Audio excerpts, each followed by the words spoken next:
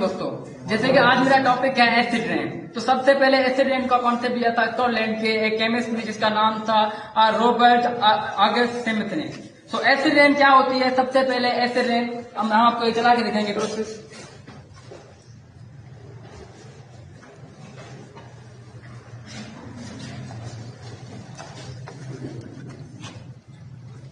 ये बारिश हो रही है, एसिड रेन जैसे होती है, ठीक है।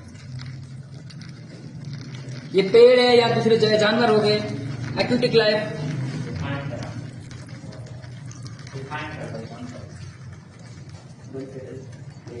तो सबसे पहले इसका जो इफेक्ट होता है वो एक्वेटिक लाइफ पे क्या इफेक्ट होते हैं? तो मछलियां होती है वो अपने गिल्स के जरिए सांस लेती है।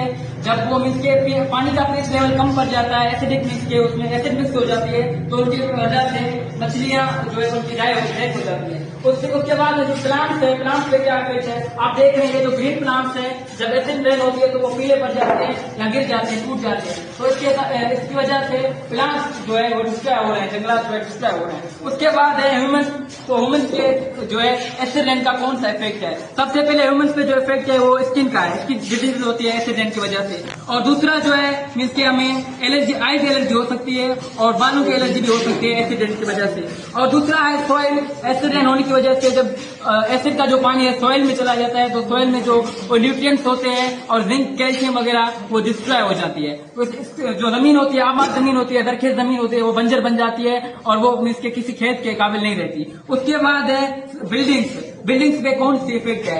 सबसे पहले जो मीन्स के ताजमहल है आगरा में, इंडिया में, तो जो बड़ी बड़ी इमारतें हैं जैसे शाही मस्जिद हो गई लाहौर में, तो ये जो बड़ी बिल्डिंग है मार्बल से बनी हुई, सीमेंट की, एक्सीडेंट की वजह से इन पे इफेक्ट पड़ती है और उनको मीन्स के गिरने का खतरा है। और उसके बाद मीन्स क्या आता है इसके काजेज, कौन से काजेज है? सबसे पहले जो फॉसिल फ्यूल्स है, कोयल, ऑयल एंड गैस। उसके बाद जो गाड़ियों से गैस निकलता है, sulphur dioxide and nitrous oxide. और जो दूसरे मीन्स के फर्टिलाइजर फील्ड्स हो गई,